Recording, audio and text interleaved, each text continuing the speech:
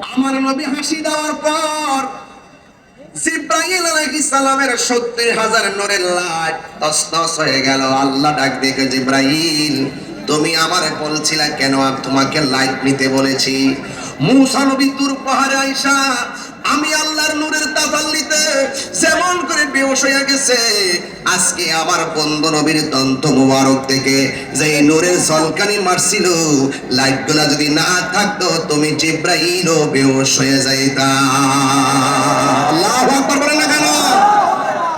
এই যুবক ভাইয়ের আমার, ময়মনসিংহের বাবারা, গৌরীপুরের বাবারা, এবার আমার নবী সুন্দর করে ওযু করতেছেন। ওযু করে করে আমার নবী জামা মুবারক গুলো লাগাইলেন। আমার নবী জামা মুবারক গুলো নিয়ে যখন রওনা হয়ে গেছে কোথায় থেকে? মিনাল মসজিদিল হারামি ইলাল মসজিদিল আকসা, মসজিদে হারাম থেকে মসজিদ আকসা পর্যন্ত আমার নবীজি রওনা হয়ে গেছেন। রওনা হতে হতে এমন একটা মসজিদের মধ্যে আমার নবী গিয়েছেন, যেই মসজিদের নাম হলো মসজিদে আকসা। জোরে জোরে কি আল্লাহু আকবার বলা যাবে না? এই কেরামতিয়া জামে মসজিদে জুমার নামাজে ৮ থেকে ১০,০০০ মানুষ হয়। কতক্ষণ ঠিক কিনা?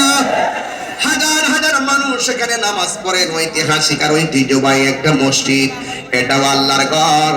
আর মসজিদ আকসাটা এমন একটা ঘর যে এই ঘরটাই ছিল মুসলমানদের প্রথম কিবলা। কথা বলেন ঠিক কিনা? এই মসজিদ আকসাটা এখনো আছে না নাই? এই কোরআন শরীফের ভিতরে মসজিদ আকসার কথা আছে না নাই? আমার নবী মেরাজে যাওয়ার সময় ওই মসজিদ আকসার মধ্যে যাইয়া 2 রাকাত নামাজ পড়লেন। ওই 2 রাকাত নামাজ শুধু পড়েন নাই, আমার নবী 2 রাকাত নামাজের ইমামতি করেছেন। আমার নবীর পিছনে আপনাদের আমাদের মতো সাধারণ মুসল্লিরা নামাজ পড়ে নাই। আমার নবীর পিছনে মুক্তাদি হয়েছিলেন ১,২৪,০০০ পয়গাম্বর। এই জন্য নবীকে বলা হয় ইমামুল মুরসালিন। ঠিক কিনা বলেন? এ বন্ধু, আমার নবী 2 রাকাত নামাজ যেই মসজিদের মধ্যে পড়েছেন, এই মসজিদের দাম কম না বেশি? যেটা ছিল মুসলমানদের কিবলা, সেই কিবলার প্রতি আমাদের আকর্ষণটা কম না বেশি? এই মসজিদটা কে বানাইছে জানেন? এই মসজিদটা বানাইছে সমুদ্রের তল দেশ থেকে আমার আল্লাহ জিনের মাধ্যমে পাথর তুলেছে। প্রত্যেকটা পাথরের গায়ে লেখা ছিল সূরা ইয়াসিন। ওই সূরা ইয়াসিন প্রত্যেকটা পাথরের মধ্যে লেখা।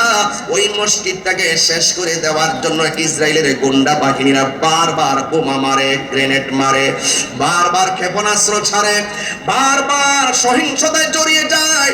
রমজান মাস পর্যন্ত মুসলমানদের তারাবির নামাজে বোমা বর্ষণের মতন, বৃষ্টির মতন বোমা মারে। অসংখ্য মুসলমানদেরকে তারা শহীদ করতেছে। ওরা রক্ত নিতেছে আর মুসলমানদের রক্ত দিতেছে। ওই ইসরায়েলের গুন্ডা বাহিনীরা ফিলিস্তিনের মুসলমানদেরকে মারতেছে, আর ফিলিস্তিনের মুসলমানরা নারী পুরুষ শিশু সবাই বুলেটের সামনে বুকটা পাইতা দিতেছে, কয়ে রক্ত দিয়ে হলেও মসজিদে আকসাকে আমরা বিজয়ী করব। কথা বলেন ঠিক কিনা? এই জন্য মুসলমানরা সবাই ঐক্যবদ্ধ থাকার দরকার আছে না না? আর জোরে বলো, আছে না না? কারণ মসজিদে আকসা, এই ফিলিস্তিনের মসজিদে আকসাকে আমরা রক্ত দিয়ে হলো রক্ষা করতে হবে। এই জন্য মুসলমানদের বিচ্ছিন্ন থাকলে চলবে না। এই ইহুদির গুন্ডারা মুসলমানদের ডরে পালায়া যাবে, কিন্তু মুসলমানদেরকে যদি ইহুদিরা ভয় পাইতে হয়, মুসলমানদেরকে একটা কোয়ালিটি অর্জন করা লাগবে। আমার আল্লাহ রাব্বুল আলামিন কোরআনে বলে দিয়েছেন, ওয়ালা তাহিনু ওয়ালা তাহজানু ওয়া আনতুমুল আ'লাউনা ইন কুনতুম মুমিনিন।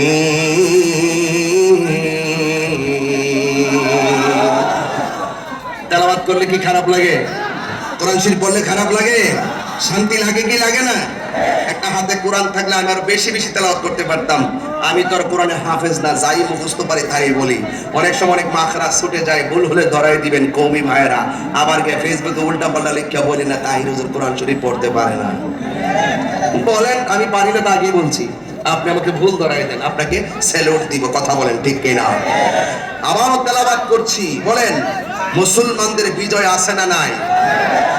ওয়ালা তাহিনু ওয়ালা তাহসানু ওয়া আনতুমুল আ'লাউনা ইন কুনতুম মুমিনিন।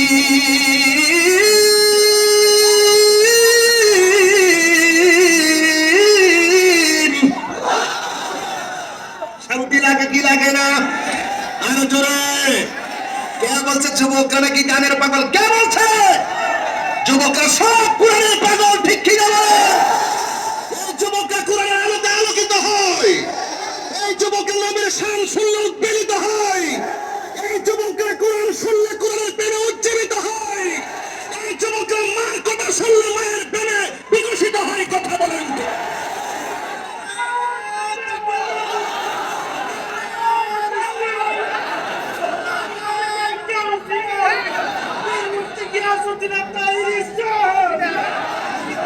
এই যুবকরা সব বদলে দিতে জানে। কথা বলেন ঠিক কিনা? যুবক আপনাকেই বলছি, আজকের মেরাজের ওয়াজ থেকে শিক্ষা নিতে হবে। বাঁচতে হলে বাঁচার মতো বাঁচতে হবে, মানতে হলে মানার মতো মানতে হবে। কথা বলেন ঠিক কিনা? বলেন। আমার কথা পরিষ্কার, কোনো ধরনের ফাঁকি ঝুঁকি নাই। যা বলার বলে ফেলবেন, তবে ভালো কথা বলবেন। কি কথা বলবেন? আমি মন ওয়াজ করতে পারবো না, না এইভাবে কথা বলে ওয়াজ করা যাবে না, প্লিজ। না এখানে কথা বলবেন না, পিছনে কথা হোক অসুবিধা নেই, এখানে কথা বলবেন না প্লিজ। আমাদের ইউনূস স্যার প্রতিদিন বলছে যে এখানে আপনারা একটু গ্যাদারিং কম করবেন। এই জায়গায় আল্লাহু আকবার বলেন।